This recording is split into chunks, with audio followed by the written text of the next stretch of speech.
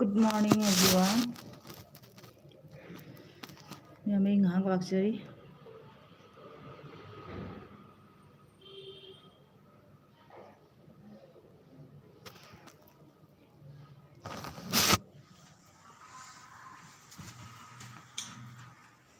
Mapana nga lang sige.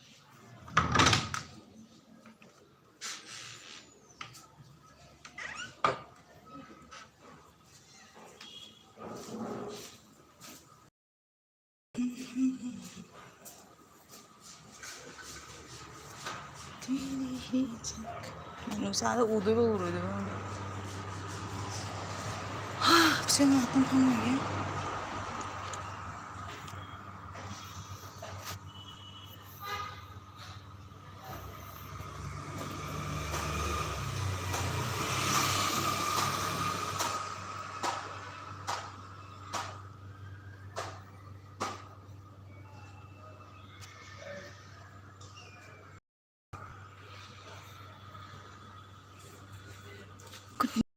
चश्मा रखी के चश्मा चाल तो देम तो उद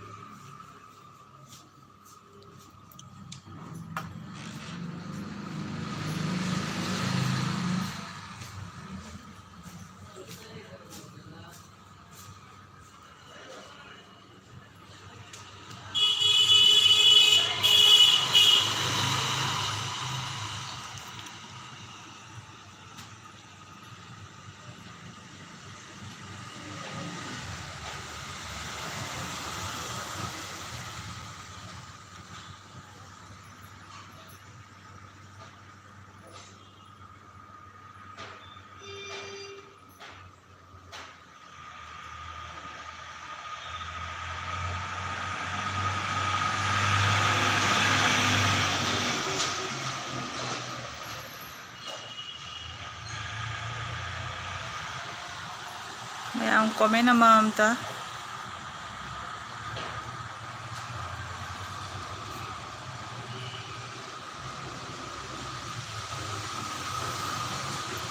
Good morning, maya. Karami itrobo. Comment na mamta tawbiro.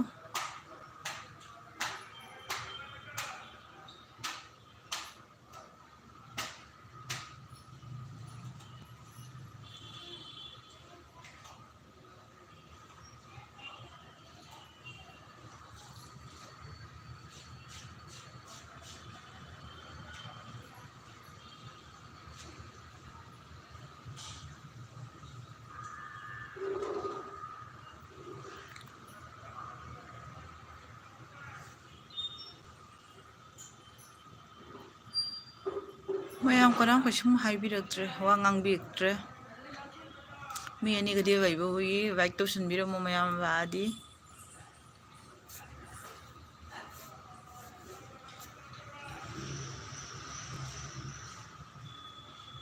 Susma da kay nang ko handak maragsing daw na. Minno nga ito.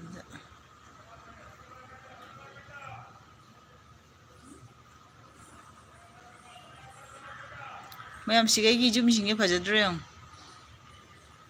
거의 손도 사봐 좀 신가 많아데 뭐 sigay 좀 신게 몽음.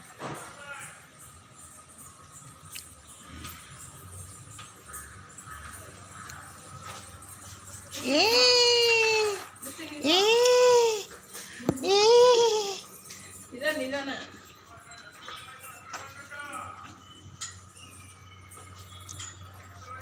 Mayam comment na mayam dataw biro o mi ahom di uwi và di like to sin biro mo.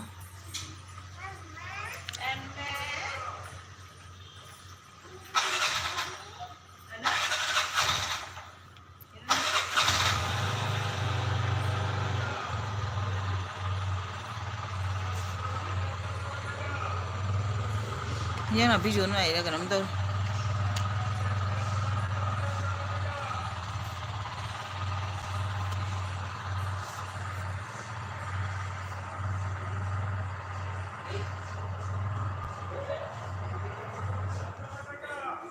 Amo sing ni handak gisos ma jay. Otro नुंगाइते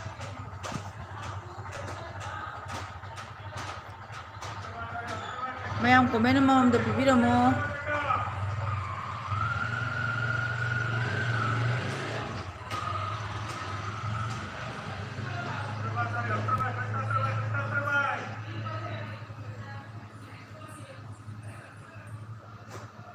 ꯑꯩꯁꯤꯕꯨ comment ꯏꯕ ꯌꯥꯗ꯭ꯔꯕ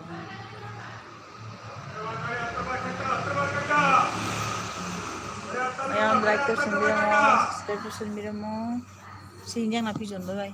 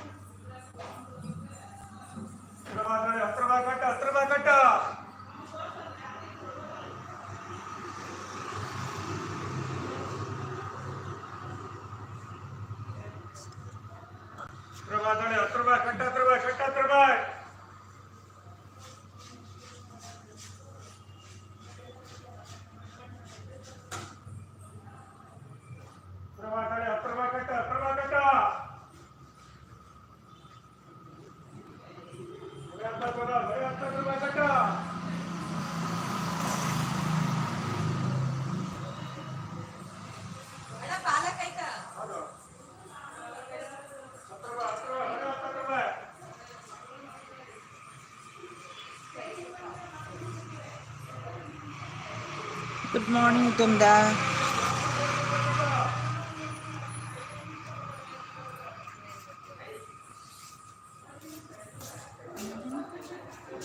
Good morning.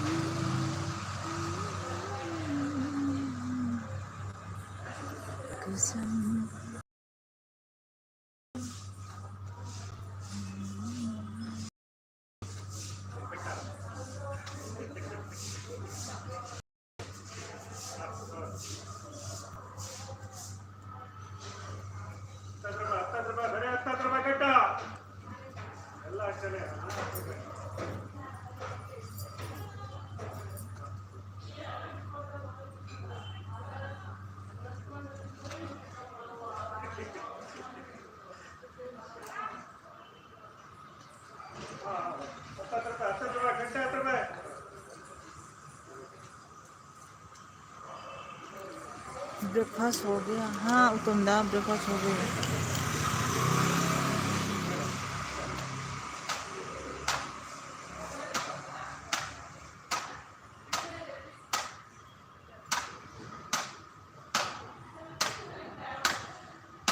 और आपका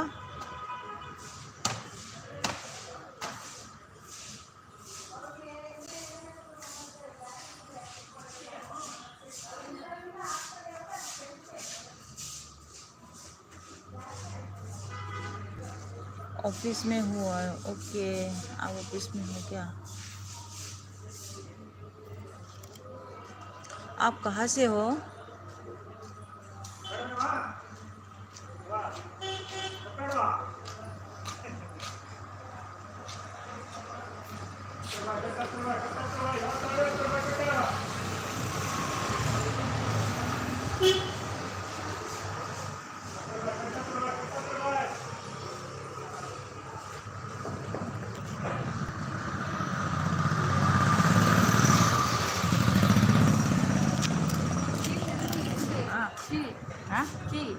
हाँ हो गया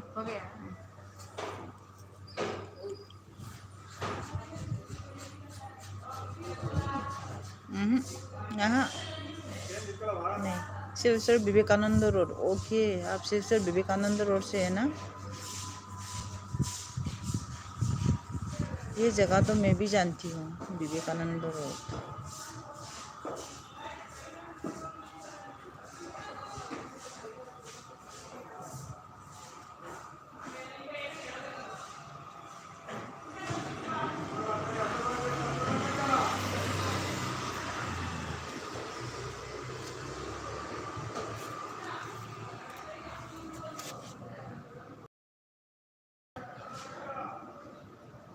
next time आना है। Okay, ज़रूर आएंगे, ज़रूर आऊँगी।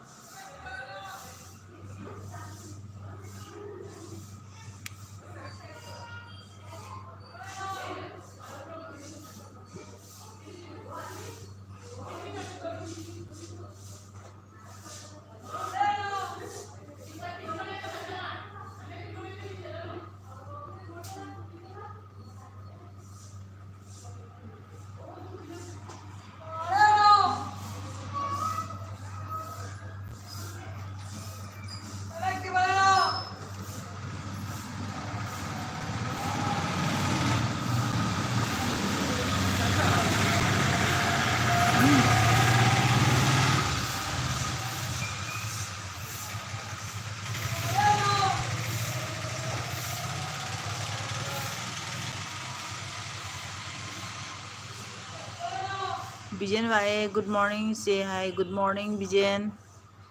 चे ꯉꯥꯛꯇꯪ ꯊꯥꯔꯛꯏꯅꯤ, ꯆꯥꯛ ꯊꯣꯡꯗꯣꯔꯕꯅꯤ꯫ ꯑꯩ ꯉꯁꯤ ꯎꯇꯤ ꯊꯣꯡꯒꯦ ꯍꯥꯏꯗꯣꯏꯅꯦꯕ꯫ ꯑꯩ ꯎꯇꯤ ꯊꯣꯡꯅꯤꯡꯉꯥꯏꯒꯤ ꯄꯣꯠꯆꯩ ꯑꯝꯇ ꯂꯩꯇ꯭ꯔꯤ꯫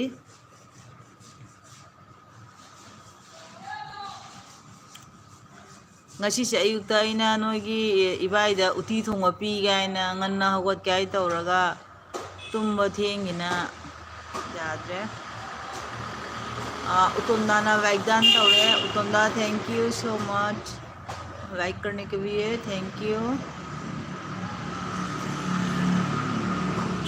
उतुंदा बाय हाय रे, बाय उतुंदा।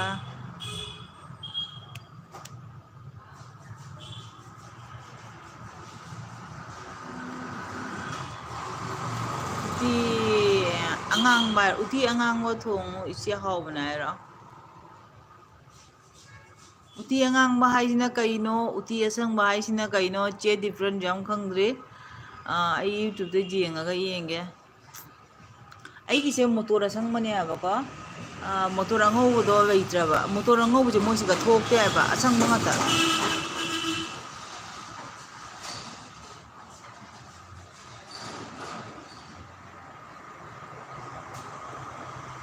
ꯑꯩꯒꯤ ꯃꯤꯠꯁꯨ ꯌꯥꯗꯦꯕꯣ,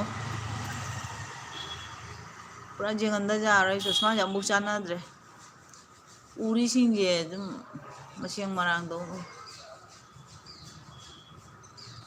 ꯑꯣ ꯁꯣꯔꯤ, ꯎꯇꯤ ꯑꯁꯪꯕ ꯍꯥꯏꯕꯅꯤ ꯍꯥꯏꯕ꯫ ꯑꯣꯀꯦ, ꯎꯇꯤ ꯑꯁꯪꯕꯁꯦ ꯕꯤꯖꯦꯟ, ꯈꯪꯗꯦꯅꯦ ꯁꯤꯒ ꯂꯥꯛꯏꯕ ꯄꯣꯠ ꯆꯩꯁꯤꯡꯒ ꯂꯧꯍꯧꯁꯤꯔ ꯈꯪꯗꯦ꯫ ꯆꯤꯆꯦꯁꯤ ꯆꯥꯗ꯭ꯔꯤ, ꯄꯨꯟꯁꯤꯒꯤ ꯆꯥꯖꯗ꯭ꯔꯤ ꯑꯁꯪꯕ ꯎꯇꯤꯁꯦ꯫ ꯑꯗꯣ ꯑꯩꯒꯤ ꯃꯣꯇꯣꯔꯗꯣ ꯑꯁꯪꯕꯅꯦꯕꯀꯣ, ꯑꯗꯣ ꯁꯪꯒꯗ꯭ꯔꯥ ꯈꯪꯗꯦ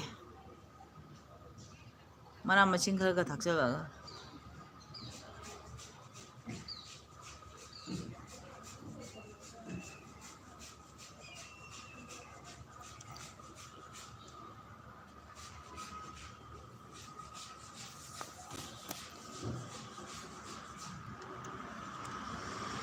ꯃꯅꯥ ꯑꯁꯪꯕ ꯌꯥꯝꯅ ꯍꯥꯞꯄ ꯃꯊꯧ ꯇꯥꯕꯅꯤ ꯏꯆꯦ ꯍꯥꯏꯕ꯫ ꯍꯣꯏ ꯆꯨꯝꯃꯤ꯫ ꯑꯗꯣ ꯑꯥꯗ ꯃꯅꯥ ꯑꯁꯪꯕ ꯍꯥꯏꯔꯒ ꯖꯣꯟꯗ ꯆꯠꯈ꯭ꯔꯤꯁꯦ ꯎꯔꯕ? ꯃꯅꯥꯁꯦ ꯄꯥꯂꯛꯀ, ꯑꯗꯨꯗꯒꯤ ꯐꯗꯤꯒꯣꯝꯒ, ꯑꯗꯨꯗꯒꯤ ꯀꯩꯒꯤꯅꯣ ꯀꯩꯅꯣꯒ, ꯀꯩꯅꯣꯝ ꯀꯧꯕꯅꯤ ꯀꯥꯎꯔꯦ, ꯃꯅꯥꯉꯒꯅꯤꯅꯦ ꯑꯗꯨꯗꯣ ꯌꯥꯝꯅ ꯀꯩꯅꯣ ꯇꯧꯔꯤ꯫ ꯍꯪꯒꯥꯝꯗꯤ ꯁꯤꯒ ꯐꯪꯗꯦ ꯍꯥꯏꯕꯀꯣ꯫ ꯆꯤꯆꯦ ꯍꯪꯒꯥꯝ ꯆꯥꯅꯤꯡꯕꯅ ꯍꯪꯒꯥꯝ ꯐꯪꯗꯦ꯫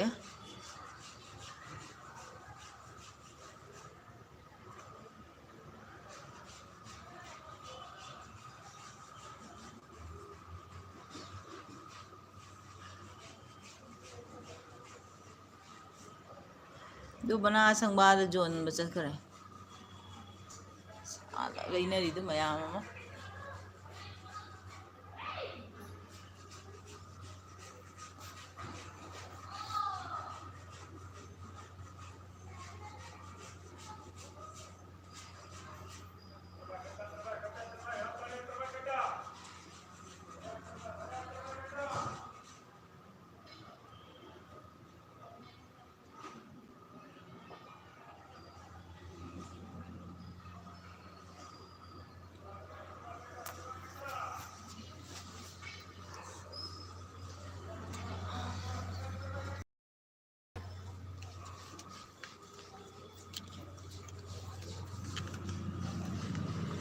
Susma Suzadari. Kaitoroko hang.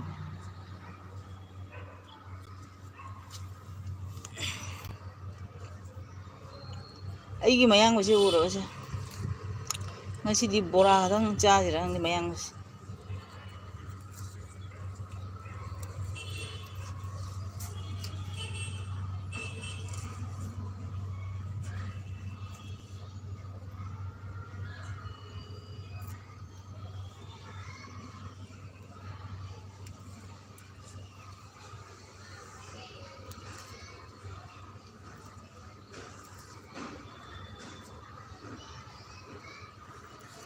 Aigi mayang basi. Tapi sana bora dang usa jira.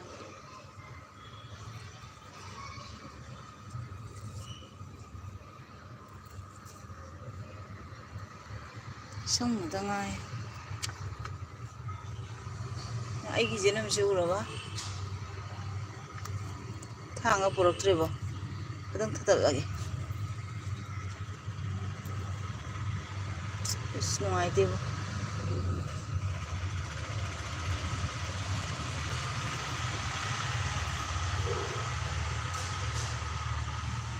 Si moro ang majawi. Krishna moro kaina. Maya mai gitu nih nggak kisu jadre. Mana jingnya boy na tin jare si hekto ke purum. Ano gue congok na ba.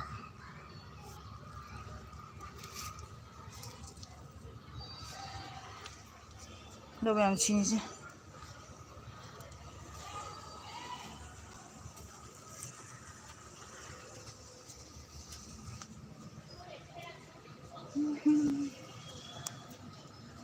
Imong na chang lagi ude.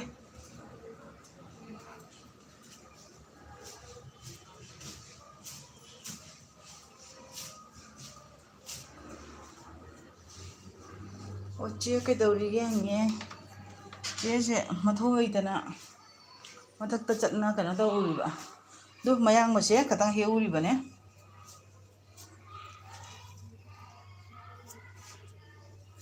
Motor ruti sẽ tao gaya na. Motor ti tau gaya na kay na kura hiu matatagi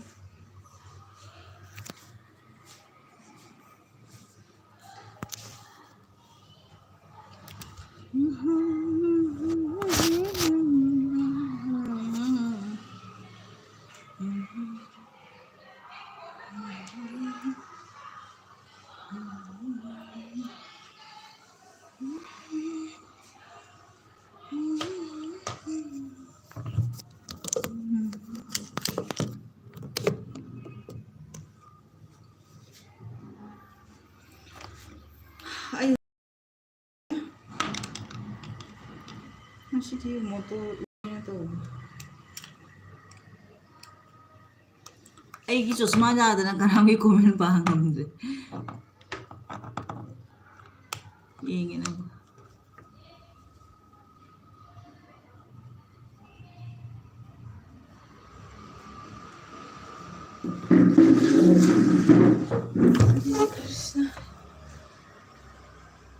Mimita air po nga ba? Siya kay tawrigi hangi ba? O siya kaya na tawri ba niya? Doon mapana to matakta kara ka niya.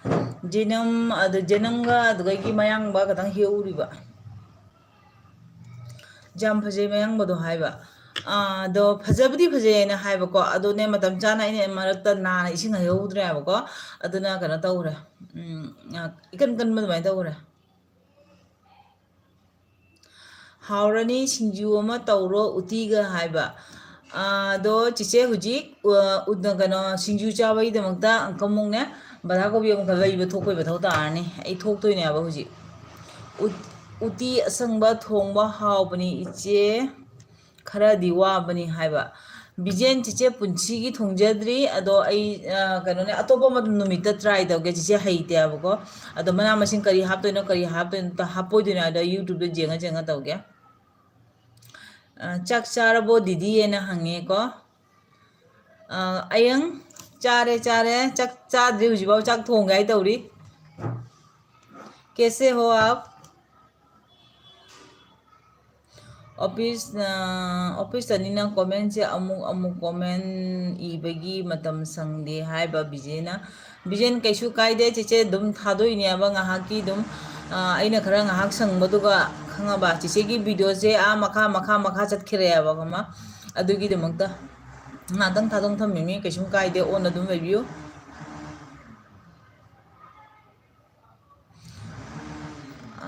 भावे अपुनार हाइबा मा हाइसे मेथी को कना आयंग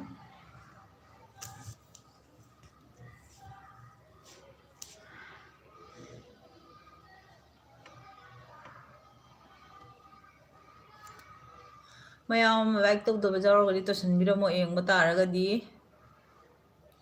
मणिपुरददी मना मसिंग अफंगबा हापनी अꯩꯅ ꯆꯥꯕ ꯃꯅꯥ ꯃꯁꯤꯡꯗ ꯍꯥꯞꯄꯤ ꯍꯥꯏꯅ ꯍꯥꯏꯕ ꯍꯣꯏ ꯕꯤꯖꯦꯟ ꯆꯤꯆꯦꯁꯨ ꯀꯩꯅꯣ ꯇꯧꯅꯦꯕ ꯑꯩꯒꯤ ꯄꯨꯟꯁꯤꯒꯤ ꯆꯍꯤ 94 ꯁꯨꯔꯦ ꯑꯩ ꯉꯁꯤꯐꯥꯎ ꯎꯇꯤ ꯑꯁꯪꯕ ꯆꯥꯖꯗ꯭ꯔꯤꯑꯕꯀꯣ ꯑꯗꯣ ꯑꯁꯤꯒ ꯃꯅꯥ ꯑꯁꯪꯕ ꯀꯩꯀꯩ ꯍꯥꯞꯅꯩ ꯀꯔꯤ ꯍꯥꯞꯅꯗꯦ ꯍꯥꯏꯗꯣ ꯑꯩ ꯀꯣꯟꯅ ꯌꯦꯡꯉꯒ ꯑꯩꯁꯨ ꯌꯨꯇ꯭ꯌꯨꯕꯇꯒꯤ ꯀꯩꯀꯩ ꯌꯦꯡꯉꯒꯅꯦ ꯑꯩ ꯅꯣꯡꯃ ꯊꯣꯡꯉꯛꯀꯅꯦꯕꯀꯣ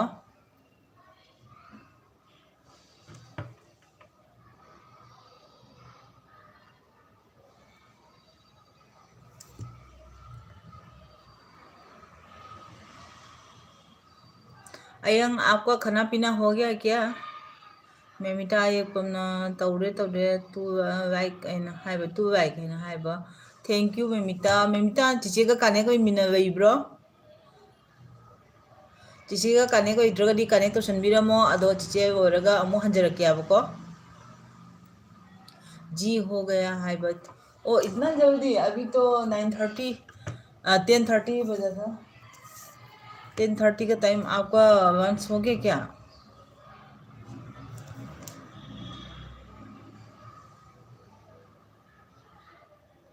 ꯑꯩꯁꯨ ꯋꯥꯏꯇꯤ ꯄꯥꯏꯕꯗꯒꯤ ꯊꯣꯡꯕ ꯍꯩꯇꯔꯦ ꯀꯩꯕ ꯑꯩꯁꯨ ꯋꯥꯏꯇꯤ ꯄꯥꯏꯕꯗꯒꯤ ꯊꯣꯡꯕ ꯍꯩꯇꯔꯦ ꯍꯩꯔꯦ ꯍꯥꯏꯇꯥꯔꯦ ꯍꯥꯏꯕ ꯀꯩꯕ ꯋꯥꯏꯇꯤ ꯄꯥꯏꯕꯗꯒꯤ ꯅꯪ ꯖꯦꯡꯅ ꯃꯌꯥꯝ ꯍꯩꯔꯤꯅꯦꯕꯀꯣ सुबह ओहो आप मॉर्निंग में इतना मॉर्निंग में खाते हो क्या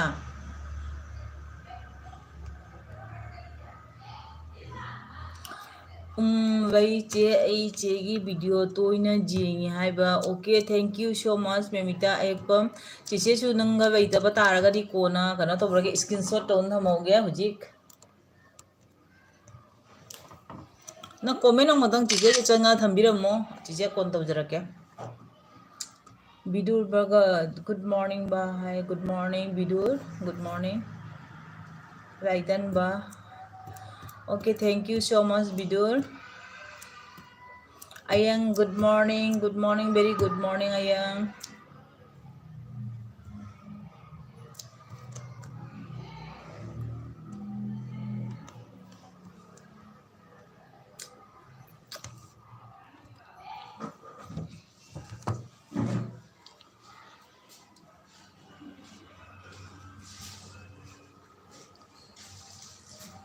Memita ekpam na hoi che hai, thank you.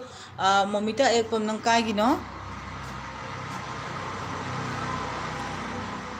Kit na kari mathel thong hai re kit chiche ne motor khara tinguba kaubani na ne ko kena tawrage motor se kabo uti tawsira natraga kari tawsige I khangi ge amtang aina chaningba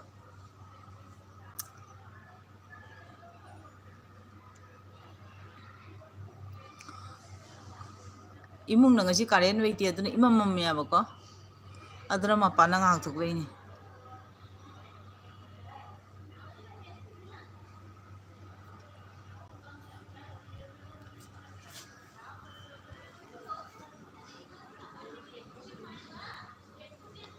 ma'am Tulsi असी सेंगने मोइसे लाइद मथौ ताय हाय मारे था अखोय दुगदि सी अमे P जाब्रा कनम तौबने हाबको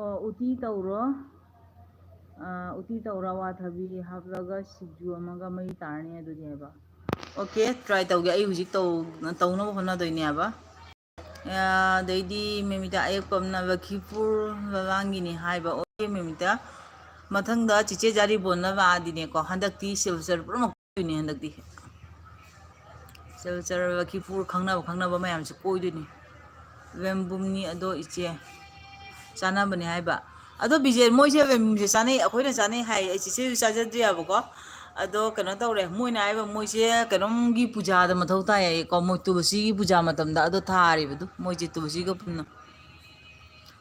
को पुना थारि सोरबा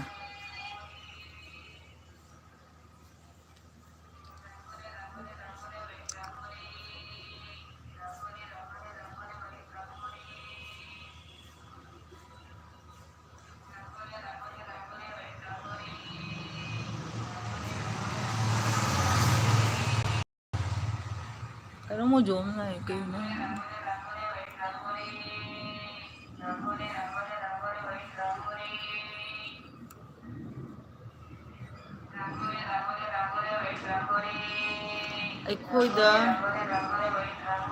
अखोइदा लाक्ता जादे कोइसे जुमदा लाकत बिजेन श्योर लाको बिजारी बोना लाको दिने जुमना चला दिने दुम आई कनो तौनी चटना बोना गने आबको पूजा तौबा कानाबनी मोइ सिंगोइसे अदुननी मोइ पूजा की दमगा थारिसे मोइना हाइबा सि पूजा द मथौ तायना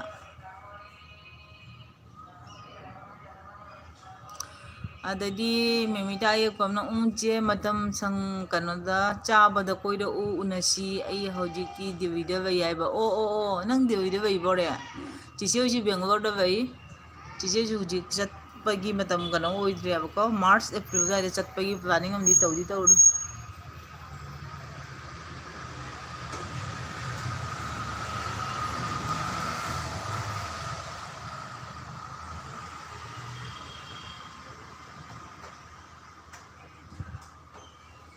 बिजेन कनो ताब्रा चिचे वामदा हाइगे ngarang ai कोनोदि फोन तोरो ग्याबको चिचे ना ngarang ऑप्शन द चंगना जिंग्याबको कनो दा लोकेशन बुदी कनो थमेबा इंडिया दा थमे अदुगई अमा खना मागी मरोन गी हाइरपो दुगने लैंग्वेज की हाइबो दुगने हमरा इंग्लिश हाइ कनो मराठी दे बंगला असमीज पुन मग Xavi Manipuri जावदिने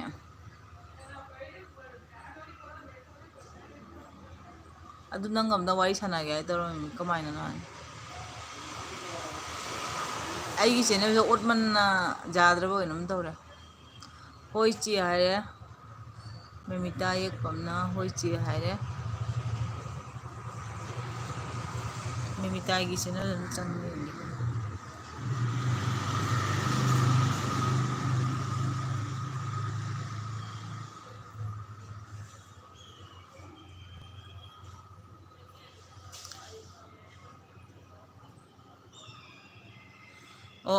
March April may the जुम चटकनी इचे अखोगी युमदा बसंती पूजा लई हंदक इचे लाकपा तारदी पूजा दा लाउको हाय ओके कितके बिजेन चिचे पूरा कनो ट्राई तौगने आबा आइना पूरा आइगा मता चानावा तारगदी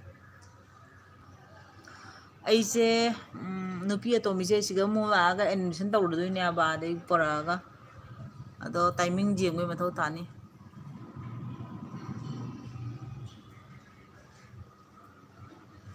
लैबनी इसे मणिपुरी हाइना थीबा वाबनी अखोई वंस हाइबा अइना ngarang mayam थीने ज्ञान दादे मराठी थोई बंगला थोई असमीज थोई अदुगैदी करी mayam थोई अखोई मितेरोन थी फंगदेना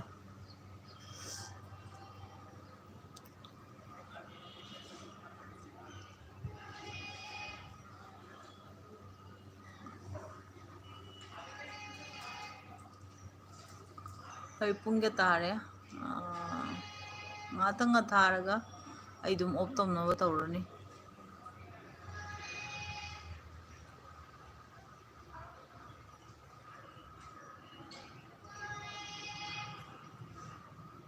ꯑꯩ ꯏꯟꯖꯥꯡ ꯅꯥꯄꯤ ꯌꯣꯟꯕ ꯂꯥꯛꯄ꯭ꯔꯥ ꯍꯥꯏꯅꯁꯨ ꯌꯦꯡꯉꯤꯅꯤ ꯏꯟꯖꯥꯡ ꯅꯥꯄꯤ ꯌꯣꯟꯕ ꯃꯥꯗꯤ ꯕꯗꯥ ꯀꯣꯕꯤ ꯈꯨꯟꯗꯪ ꯂꯧꯒꯦ ꯍꯥꯏꯅ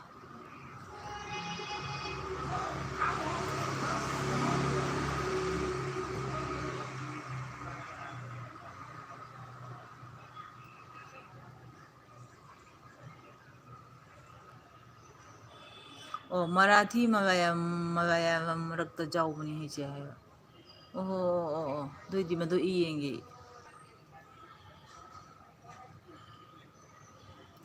ꯅꯈꯣꯏꯅ ꯕꯤꯖꯦ ꯃꯗꯨꯗꯣ ꯀꯔꯤꯒꯨꯝꯕ ꯆꯦꯟꯖ ꯑꯣꯏꯈ꯭ꯔꯒꯗꯤ ꯑꯗꯨꯒ ꯏꯔꯤꯕ ꯑꯣꯞꯁꯟ ꯃꯌꯥꯝꯒꯤꯗꯣ ꯃꯔꯣꯟꯗꯣ ꯏꯪꯂꯤꯁ ꯑꯣꯏꯗꯅꯗꯣ ꯑꯇꯣꯞꯄ ꯃꯔꯣꯟ ꯆꯠꯈ꯭ꯔꯗꯤ ꯃꯤꯇꯩꯔꯣꯟꯗ ꯆꯠꯈ꯭ꯔꯗꯤ ꯀꯃꯥꯏꯅ ꯇꯧꯅꯤ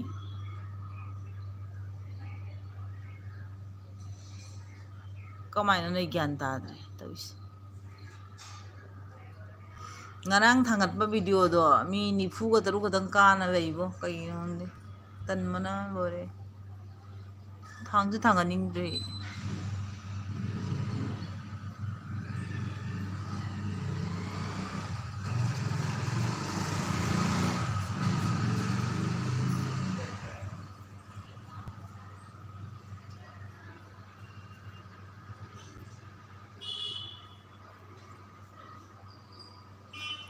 ꯃꯣꯏ ꯃꯊꯛꯇ ꯐꯤꯔꯥꯟ ꯊꯦꯠꯂꯤꯁꯤ ꯎꯔꯕ ꯅꯍꯥꯟ ꯔꯥꯝꯒꯤ ꯐꯤꯔꯥꯟ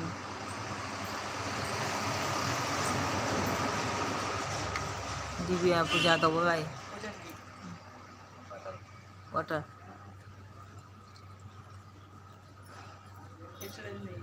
हाँ कल मैंने दिया था कल मैंने वाटर दिया था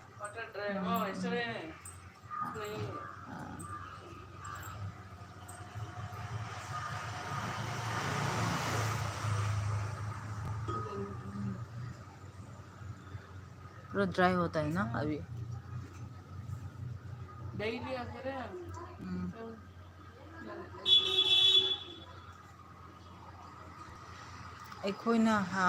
ꯑꯩꯈꯣꯏꯅ ꯁꯦꯝꯃꯤꯕ ꯚꯤꯗꯤꯑꯣꯗꯨꯗ ꯍꯥꯏꯔꯤꯕ ꯂꯣꯟꯗꯨꯅꯤ ꯑꯩꯈꯣꯏꯅ ꯃꯅꯤꯄꯨꯔꯤ ꯁꯦꯂꯦꯛ ꯇꯧꯗꯣꯏꯗꯣ ꯑꯗꯣ ꯕꯤꯖꯦꯟ ꯆꯤꯆꯦꯅ ꯅꯪꯅ ꯍꯥꯏꯔꯤ ꯋꯥꯁꯦ ꯑꯩ ꯀꯩꯁꯨꯝ ꯈꯪꯗ꯭ꯔꯦ ꯑꯩꯅ ꯄꯥꯔꯁꯣꯅꯦꯜ ꯑꯩꯅꯈꯣꯏ ꯐꯣꯟ ꯇꯧꯔꯛꯀꯦ ꯑꯗꯩꯗꯤ ꯋꯥꯔꯤ ꯁꯥꯟꯅꯁꯤ ꯑꯩꯒꯤ ꯄꯥꯔꯁꯣꯅꯦꯜ ꯀꯩꯅꯣ ꯚꯤꯗꯤꯑꯣ ꯑꯞꯂꯣꯗ ꯇꯧꯔꯝꯗꯥꯏꯗ ꯑꯗꯨꯒ ꯁꯦꯝꯗꯣꯏꯔꯥ ꯀꯔꯤꯅꯣ ꯑꯩ ꯈꯪꯗ꯭ꯔꯦ ꯅꯪ ꯍꯥꯏꯗꯣ ꯅꯠꯇ꯭ꯔꯒ ꯄꯨꯔꯥ ꯑꯣꯏꯅ ꯁꯦꯝꯖꯤꯟꯗꯣꯏꯔꯥ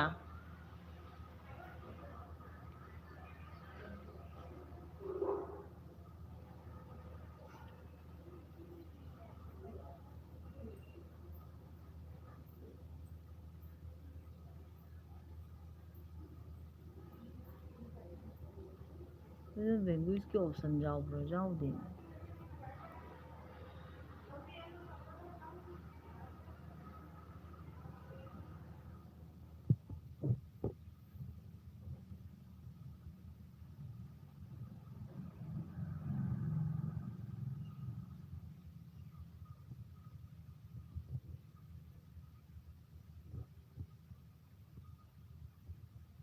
ꯈꯔꯅꯤ ꯁꯨꯝ ꯂꯥꯞꯅ ꯇꯞꯅ ꯏꯁꯇꯦꯞ ꯗꯥꯎꯟ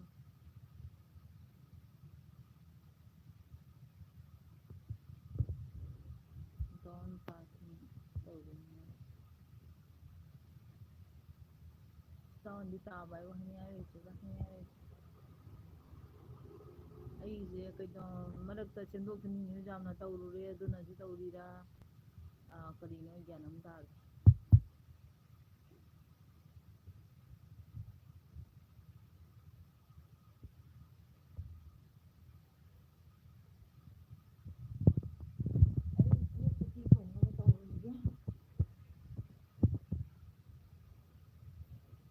स्ट्रीमिंग फिनिश नहीं हुआ देने वॉशिंग